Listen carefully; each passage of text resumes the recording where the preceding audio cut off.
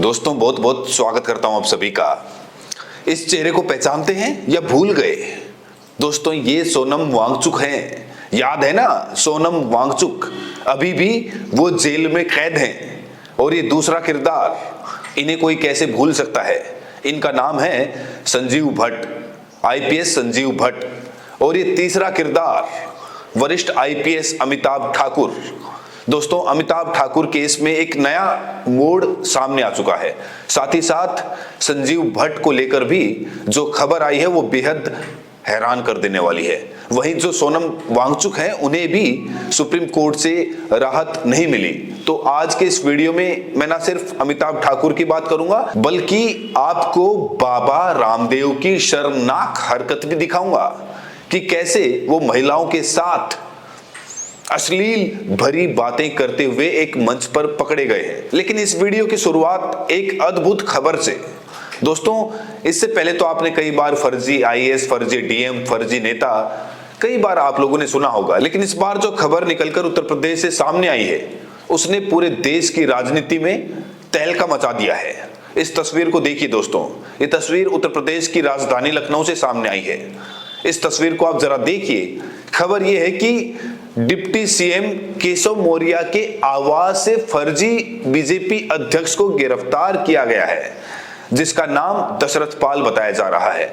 दशरथ पाल Delhi BJP अध्यक्ष के नाम पर यहां फ्रॉड करता हुआ पाया गया है।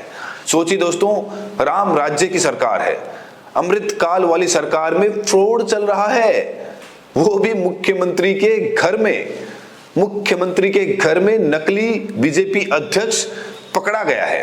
कहा जा रहा है कि आरोपी खुद को दिल्ली बीजेपी अध्यक्ष वीरेंद्र सचदेवा का प्रतिनिधि बता रहा था। तो जैसे ही ये वीडियो सोशल मीडिया पर वायरल हुई, लोगों ने इस वीडियो को लेकर अपने अपने अंदाज में कमेंट भी किया। लोगों ने लिखना शुरू किया कि फर्जी पहचान बड़ा दांव, पर खेल वहीं खत्म हो गया जहां शुरू हुआ था। डिप्टी सीएम के घर से गिरफ्तारी, कहानी खुद ही बोल रही है। ऐसे फ्रॉड पकड़ में आना जरूरी है, सिस्टम साफ रहता है। एक यूजर लिखते हैं कि सही से जांच करें तो कहीं कल होकर पार्टी ही फर्जी ना हो जाए। एक और यूजर ने लिखा कि वाह बाबा के राम राज्य में तो क्या ही कहने। एक यूजर ने लिखा कि कोई पार्टी ने अध्यक्ष नहीं बनाया तो क्या हुआ, अपन फर्जी अध्यक्ष बनके ही घुसेगा। तो इस लेवल पर भ्रष्टाचार चल रहा है। क्या इसे भ्रष्टाचार नहीं माना जाए? इसे धोखाधड़ी नहीं माना जाए? बीजेपी अध्यक्ष नकली बन सकता है तो सोचिए दोस्तों क्या क्या इस देश प्रदेश में नकली और हो सकता है, सोचकर देखिए। दोस्तों अब मैं बात करूंगा संजीव भट्ट की। संजीव भट्ट लगातार जमानत के लिए संघर्ष कर रहे हैं। अब खबर ये आ रही है कि सुप्रीम कोर्ट ने पूर्व आईपीएस संजीव भट्ट की सजा को सस्पेंड कर जमानत दिए जाने की याचिका को खारिज कर दिया है। उन्होंने 20 साल की सजा को निलंबित करने की मांग की थी और एक बार फिर से उन्हें मायूसी हाथ लगी है। तो चाहे संजीव भट्ट हो या सोनम वांगचुक हो, कहा जा रहा है कि सरकार में मुखालिफत की जगह नहीं है। जो भी सरकार के खिलाफ बोलेगा उसे इसी तरीके से सताया जाएगा। सोनम वांगचुक का क्या कसूर था दोस्तों? सोनम वांगचुक की भी अभी तक रिहाई नहीं हो पाई। सुप्रीम कोर्ट में मामला चल रहा है लेकिन अभी तक इंसाफ नहीं हुआ। उनकी पत्नी दर दर की ठोकरें खाने को मजबूर है। अब मैं आपको दबंग धुरंधर आईपीएस अधिकारी अमिताभ ठाकुर से मिलवाने जा रहा हूं। यूं तो अमिताभ ठाकुर गिरफ्तार हो चुके हैं, लेकिन गिरफ्तारी से ठीक पहले का उनका एक वीडियो इस समय सोशल मीडिया पर वायरल हो रहा है।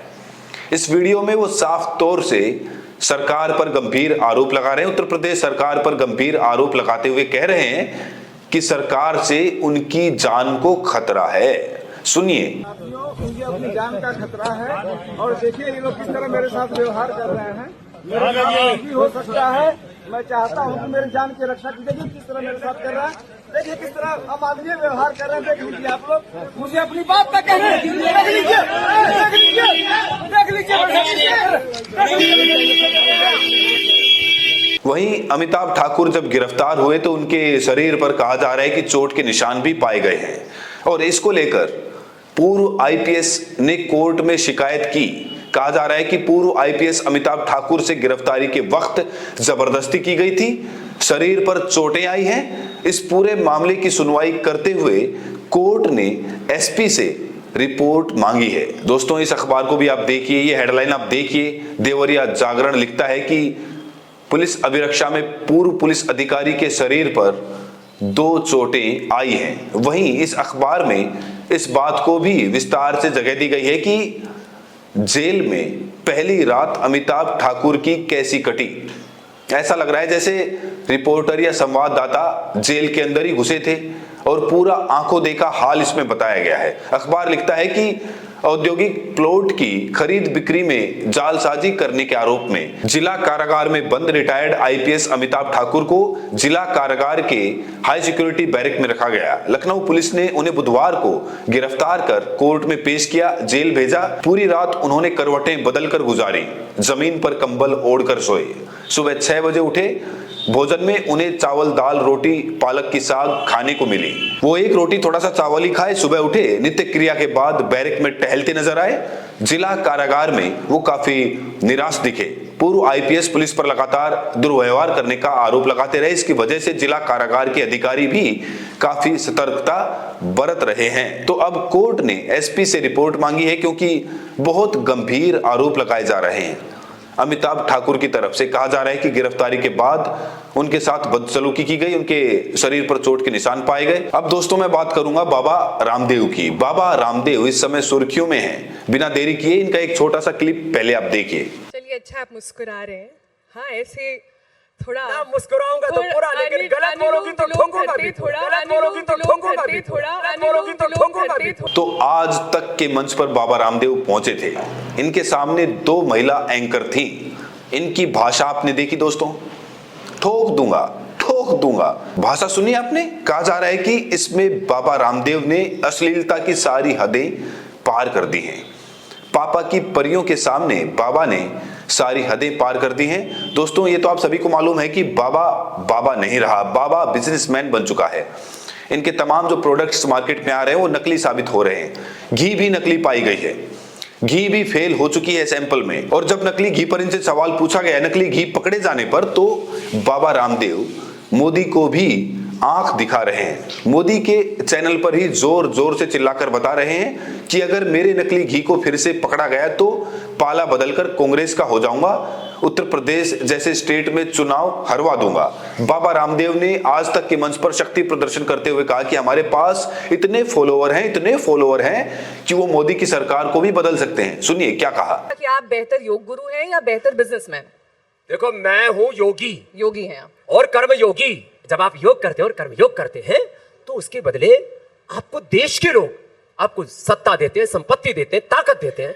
मैं पॉलिटिशियन नहीं हूं, लेकिन मेरे इस देश में ताकत है। कम से कम 5-10 करोड़ लोगों के वोट को मैं मोबिलाइज कर सकता हूं देश के हित के लिए।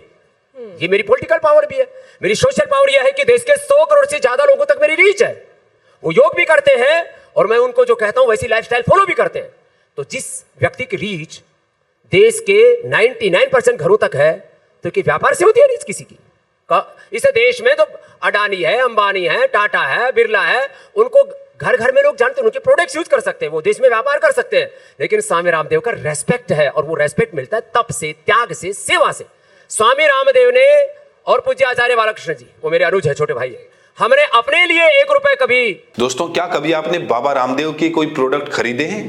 और जिस तरीके से आईपीएस अमिताभ ठाकुर की गिरफ्तारी हुई है, जिस तरीके से वो सरकार पर आरोप लगा रहे हैं, अमिताभ ठाकुर आपकी नजर में कैसे अफसर हैं? और क्या लगता है आपको सोनम वांगचुक, संजीव भट्ट, अमिताभ ठाकुर जैसे धुरंधरों की क्या जमानत हो पाएगी? इनकी जमानत कितनी आसान है? क्या जेल से इनको रिहाई मिल पाएगी? राय जरूर दें और साथ में ये भी बताएं कि आप ये वीडियो देश के किस कोने से देख रहे हैं। बहुत बहुत शुक्रिया।